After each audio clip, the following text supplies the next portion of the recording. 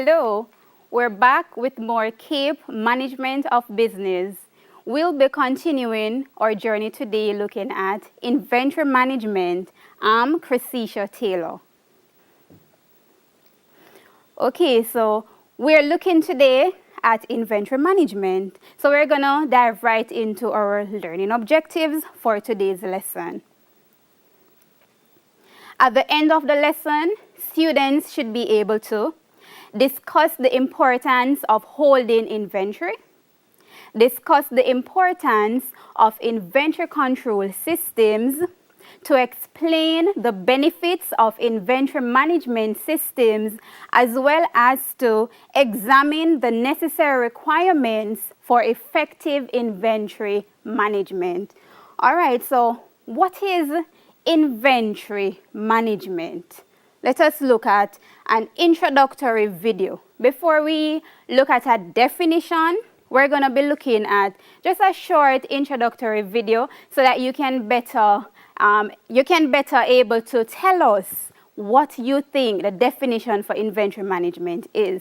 So let us go ahead now and listen to the video. Let us watch the video. Good inventory management means you have to have the right amount of product at the right time, at the right place, at the right price. Sounds easy, right? Actually, it's a really complicated balancing act. Just think about it. Getting the right amount of product means you've got to forecast the demand just right. If 20 customers want product A next week, you've got to have 20 pieces in stock so they all go away satisfied and come back for more. Getting the time right means you can't leave your customers waiting and have your products arrive 1 week later. Nor can you have them arriving at your warehouse 5 states away. That's definitely not the right place. When it comes to getting the price right, how many items do you need to buy before your supplier gives you free shipping? Are the savings worth it? When it comes to getting your inventory just right, you'll need to think of all of these factors and what they mean for your business. And when you do, you'll find that you're practicing good inventory management. All right, so that short video was just a little synopsis of what inventory management is. And that video is from YouTube. All right, so we're gonna look now at a defined definition for what inventory management is, and then we're gonna look back at the video to see if it goes hand in hand with the definition here. So inventory, or what we call stock, so if you hear stock, if you hear inventory, we're talking about the very same thing, all right? It is an important part of any business. Inventory refers to any item or resources owned by the business. So this is an asset to the business, of course, because you own whatever asset it is. This is material that the firm obtains in advance of need, holds until it is needed, and then consumes or incorporates into a product. So from the video, we realize that we're looking at how is it that we can control what we have in stock, because you don't want it to be a case where as a business owner, you don't know how many stock you have in the warehouse. So if it is a case where your customers come in, you can provide for them, of course, so they're satisfied. So when they come in and purchase whatever item, whatever good, you have it there readily available for them. So we're looking at inventory management. Remember now, we need to know how to manage what we have in stock, because going into business, we're here to make a profit. So you want to ensure that you rise above it, right? So you're a successful business in the long run. All right. So what are some functions? Because we already know what inventory management is, right? What are some functions of inventory? Let us look at them. Smooth seasonal production requirements. So you're looking at the different seasons, because remember now we're near to the Christmas season, so therefore certain goods, certain products your company will want to basically provide for customers, because you're looking at that type of season where you're gonna need Christmas tree, right? So you want to ensure that if you're a business who provide Christmas tree, you have Christmas trees in stock. So if your customers should come in, because decoration and everything, just the whole mellow feeling, you have the Christmas tree readily available for your customers. Protect against stockouts. What is stockouts? Anybody know what stockouts is from the term there? Very good answer. All right, so we're looking at stock out, we're looking at inventory. So you want to ensure that you have your stocks in the company. So if it is a case where customers should come and purchase, impromptu of course, because you're going to have new customers coming into your business, you want to ensure that you always have stocks in the company. So you don't have to tell your customers that, boy, that today we ran out of the item that you want, so we're going to have to look into purchasing, because you're going to lose your customer if that should happen. So you want to ensure that you don't have stockouts, all right? Hedge against price increases, because we're looking into having enough inventory, controlling what we have in the company. So therefore, we're also going to look back at pricing. So you remember now we're going to be buying in bulk. And buying in bulk, we're basically looking at economies of scale. So the more you buy, the less you will have to pay. So if, for example, you should go to purchase, say, for example, 50 units versus 500 units. You know that for the 500 units, you're going to pay less because that is more goods that you're purchasing. So therefore, for the price there, it's a win-win for you because you're getting discounts, all right? Another one, to decouple or to separate various parts of the production process. Remember last class we looked at the different methods of production: job, batch, and flow. So remember now we are looking into the factory because we're making goods. So you have different processes that you will have to go through in order for you to come up with the final product. So you want to ensure that you look into the different production processes to ensure that at the end of the day, you are satisfying all your customers because you are basically providing quality goods to them, right? Because that's what we want to know as customers. We go in to buy goods. At the end, we come out, we're happy, right? So we look at what we purchase and we're like, wow, I am satisfied, and we will basically tell other persons about it, recommend the company to other people, all right? To provide a stock of goods that will provide a selection for customers. You don't want to just have one item in stock, you want to have a variation. And in having variations, this is good for you, the company, because remember now you're providing for different people. We have different personalities, different preferences. So if I should come in and I don't like the color that you have, you'd probably just have red, then I am going to want to go to somewhere else where I will get the preference, my color that I love. So you want to ensure that you have variations there, all right? To take advantage of quantity discounts. And we mentioned earlier about buying in bulk, because the more goods you would have purchased, then the less you will have to pay. Economies of scale coming into play here again. All right? I hope you're paying attention. I hope you're grasping the information that we are going through right now. All right? And if you have your questions, don't be afraid to ask, because Miss Taylor loves the interaction. So if you have your questions, you can just say, Miss, I have a question, and we will listen to what you have, all right? Because I want to ensure that everybody is on the same page, all right? Let us now look at decisions to make about inventory. Of course, in businesses, we're going to have to make decisions. It doesn't matter what area. We will have to make decisions. Might be it is just a simple decision, whereas it might be more complex. So you have to make decisions. And in doing inventory, we will have to make major decisions as well as, some simple ones on a day-to-day basis. Where should stores be placed and why? This is a question we should ask in our business. So if it is that you have different branches, you are looking at location. Which area is it best for us to put this type of business versus that type of business. So you have to do your research here, all right? What should be stored there and why? We're looking at storage because in having goods, in having inventory, we need somewhere that we can store these items, right? Because we are going to need a warehouse. So where is it that is going to be the best location for a warehouse? We have to think about that, all right? How much of an item should be stored and why? How much item should we have in the storehouse? Why should we have this amount of items? Why is it 10 units and not 20? So the decision is based upon your company, what you want to achieve, things like that, the type of product that you're producing, all right? How long before an order is placed?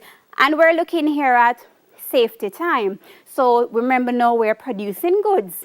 So how long will this take to make 50 items? You have to consider all of those factors.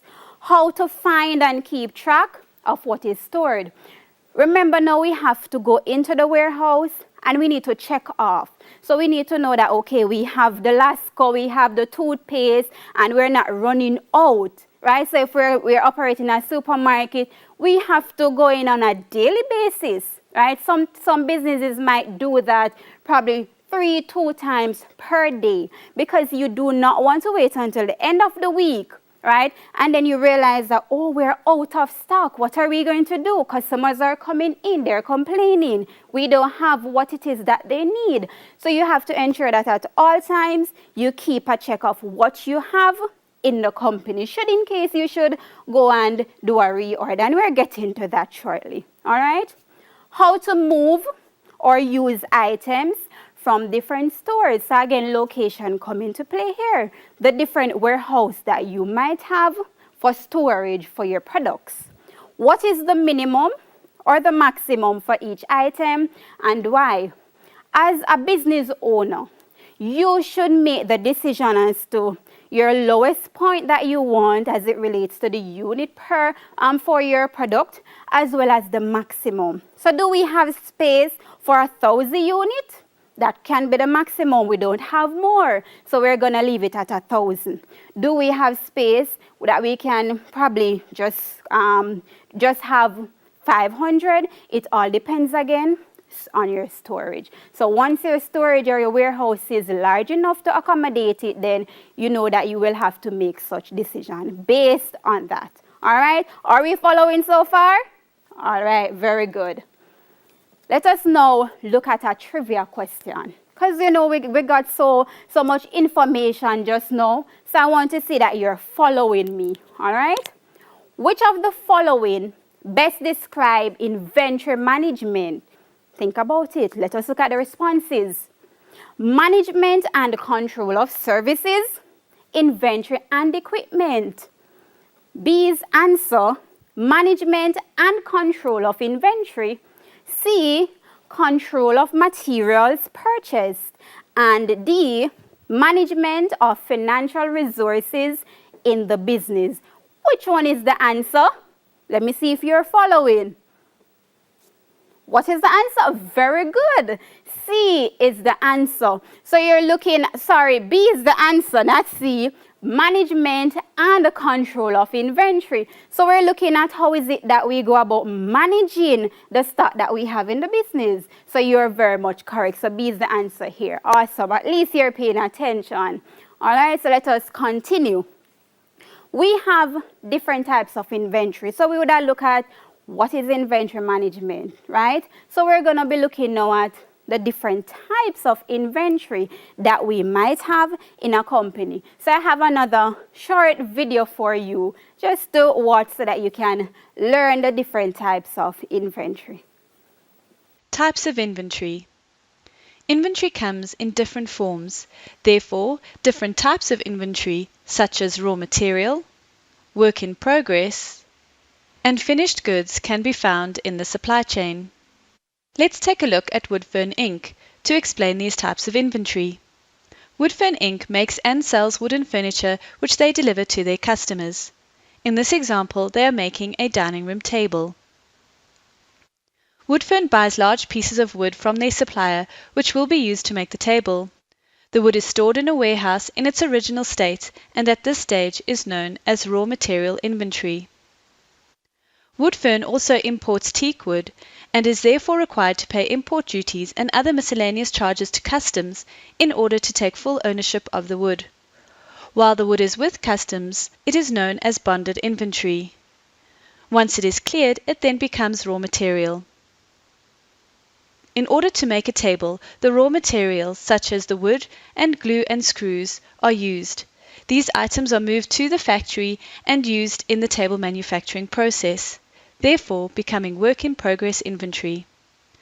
While the wood is being transformed, factory workers will use items such as cloths and cleaning agents to clean the parts of the table.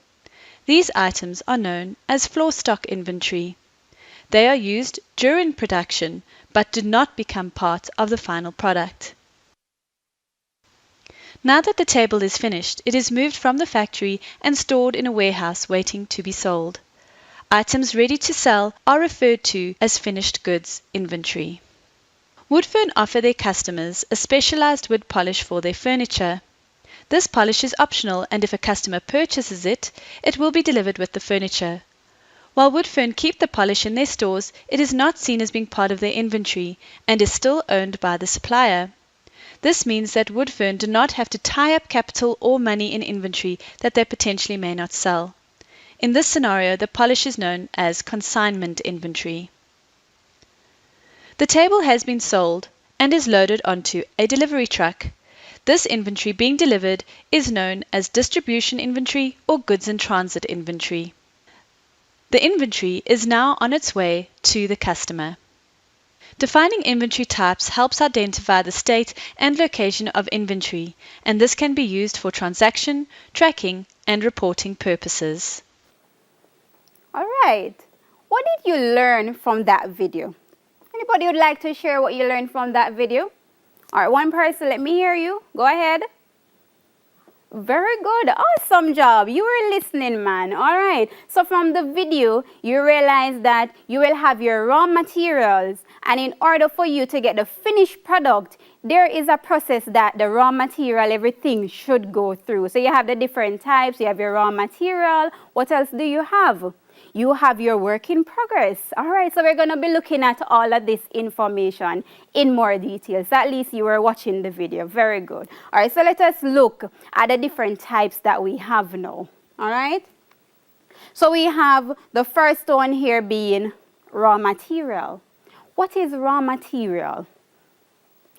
Very good. These are the things that you need in order for you to arrive at the finished product. Good. So you need a different ingredients, stuff like that. So let us look at the video now. So what would have been the raw material in the video? The board or whatever it is that they need to make the table. So whatever you're putting together now would have been the raw material there. Awesome. Work in progress. What is work in progress? This is saying that, okay, you have started the job, but it is not completed as yet. So there is not a finished product coming out of the process as yet. So you're putting things together, right? So that is work in progress. So we have it probably laid away or until, in fact, we are finished and then you can deliver the final product to your customer. So work in progress there. Another type, you have maintenance or repair supply, because we're going to need all of this because remember we're looking into factory. So maintenance is a must, repair. And why is it that this is a must? Because remember we're looking at different machinery, different equipment. So therefore you're looking at advancement. So you don't want it to be a case where if it is a case where your machinery is broken down, that is it for the process. You cannot continue the job. No, you want to ensure that you're there to repair and you're basically maintaining whatever asset you have in your company so that at the end you will be providing quality goods to your customers. All right. The other one here, finished goods. This is a type of inventory as well. So this is the final product, and coming out of the video, the final product there would have been the table that the customer would have received. So you know you have to go through the different processes within the factory, and then that final product now would have been the table. So we have a picture here, right, of a bag here where you're using the raw materials, which is the yarn here. You can see different colors, right? So we know persons are good at knitting and things like that. So the finished product now would have been this lovely bag. Wouldn't you want one of this bag? I know, right? I would want one too. All right, so we're looking at the different processes. So now we're going to be moving on now to importance of holding inventory. Why is it important for you to have inventory in the company? Regardless of which type of inventory our firm has and the cost involved, it is important to hold inventory, and we're going to look at why. Firms may do so for a number of reasons. We're going to be looking at a few of them. All right. So the first one here, materials can be purchased in bulk, and we mentioned that earlier, right? To benefit from bulk discount, and also to reduce the cost of transportation for regular purchases of lower quantity. For example, 2 or 3 months worth of stock could be purchased at once. Why do you think so? Why don't we just go out every month or every week to purchase what we want? Very good. Again, we're looking at money. Remember, we're here to make profit, and we do not want to just be spending. If it is that we can save, then therefore our profit will rise. Understand? Very good. So therefore, you're looking at how is it that we can go out to buy in bulk, having the inventory so that if it is our customers coming again, we can provide for them. So we don't run out of stock. Remember that word we mentioned earlier? Stock out. Awesome. So you want to ensure that you have just enough for your customers, just enough for you to produce whatever product your customers want. All right, so it's very important to note that. The other importance here, holding stock ensures that materials are readily available when needed for production. This will prevent the firm from running out of materials, especially during critical times, since the supplier may not be able to deliver the raw materials as fast as the firm may need them. It is advisable to hold stock. Let us look at this one, and this one is very, very important, because remember now, you want to ensure that your customers, they are satisfied. So in holding stock, you're looking at you having the materials there. So if you should get a phone call from one of your customers, you know, this is an everyday customer and they're spending money with you. So you want to ensure that they're getting quality for their money. If they should just pick up the phone, they normally order every month in. But for some reasons, their business is building, it's growing. So they're getting more customers. So they pick up the phone and they call you in mid-month. Remember, they normally order at the end of the month, but they call you mid-month and say, oh, you know that we run out of stock, can we get some goods? You have the stock readily available for your customer so that you can provide for them, and at the end, they're providing for their customers. So if you realize there, it is a win-win for both companies. So please ensure that you have your stock. I don't want to come and purchase goods and then I hear that, oh, Miss Taylor, we don't have any, we don't know when we're going to get. That is not good for business, so we don't want to have that, all right? The other one we're looking at, the firm can respond to changes in demand quickly. So if we have the raw materials here, we have them in the warehouse. If we should, for some reason, have more customers coming to us, that is good for us. At least we're not looking at, oh, we only have 50 customers to cater for, so we don't need more stock. Remember, no, you don't know when you're going to get good responses from other people, and it's going to be out there. So people are going to hear about your company and they're going to come to you. So you're getting new customers. So you want to ensure that you're providing for them. So you have your stocks readily available in the event that demand is there for your products. All right, let us move on to the other one. For expected future surges in price, if the firm is expecting that price will increase in the near future, it will hold enough stock in order to take advantage of the increase in price. So we're looking at scarcity here. You know that when it is very hard to get different items, you know that the price is going to go up. So you want to ensure as a business now, you have enough in your warehouse. So if you should hear that the product that you normally purchase is now $2,000 per unit, you would have already purchased a lot. What you need for your company, of course, for instance, 1,000. So you would not be paying that additional 1,000. So therefore, the price increase will not affect your company. All right? Stock is held as a safeguard in case the supplier encounters unforeseen problems and the lead time becomes longer than expected. Because remember, we don't just have machines working in the company, we're humans and we do make mistakes. So we know that sometimes our employees, they might be ill, and therefore sometimes production is going to decrease there. So even though your employees might call in ill, at least you would have the raw materials, you would have whatever stock available to ensure that you can cater for them. All right? Are we learning? Awesome. Inventory control. What is inventory control?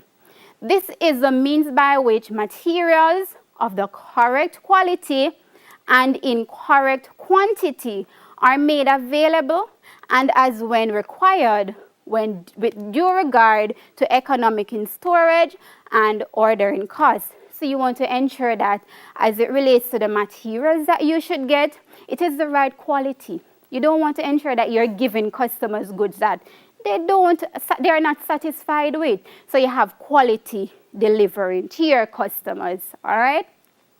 The objectives of inventory control. What are the objectives? To ensure smooth flow of stock. You have what you need. So you don't have to be running all over the factory. You have it right there in the warehouse. To provide for required quality of materials. Here again, quality. To control investments in stock so you know where your money is going. You know what it is that you should probably stop investing or what it is that you need to start investing in. All right? Protection against fluctuations in output. So in the event that your demand is rising or probably decreasing, you know what to do. Minimization of risk and uncertainty. Because remember, we don't control everything. So we want to ensure that even though we don't control everything, our business is on top of things. We know what we're doing as it relates to the inventory that we have in our warehouse. Risk of obsolescence. You don't want to have things that are outdated. Nobody's buying them. So why do you still have it in your company? So you need to get rid of it. All right? Minimization of material costs. So the amount that you're spending, you're basically looking at, decreasing that a little bit. All right? So those are some of the objectives of inventory control. But what is the importance? Inventory is a significant asset for many companies in the largest asset. So we're looking at inventory, looking at stock. Again, this is an asset to the company because this is what the company owns. So this is ours. This is our asset, right? And this is one of the largest assets that we can have, our inventory, because without inventory, without stock, what are you going to provide for your customers? So you must have inventory, all right? Inventory is central to the main activity of merchandising and manufacturing companies. Mistakes in determining inventory costs can cause critical errors in financial statements, and you want to ensure that you don't have this issue in your company, because putting false information out there, if it is that you're recording the wrong stock, you're pricing your goods at the wrong price, you're using a different pricing strategy from what you used yesterday. You want to ensure that you're always on the right or the same, you're being consistent. So you don't have false information. When you check your balance sheet, when you check your income statement, they're saying the very same thing. all right? Because remember, the information as it relates to financial statements, it will be public.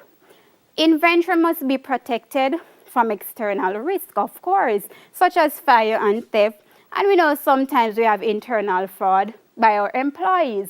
So you want to put proper things in place to ensure that, okay, in case of a fire, our stock is secured. In case of any theft or anything, we can track those items. All right, so you want to ensure that you put things in place.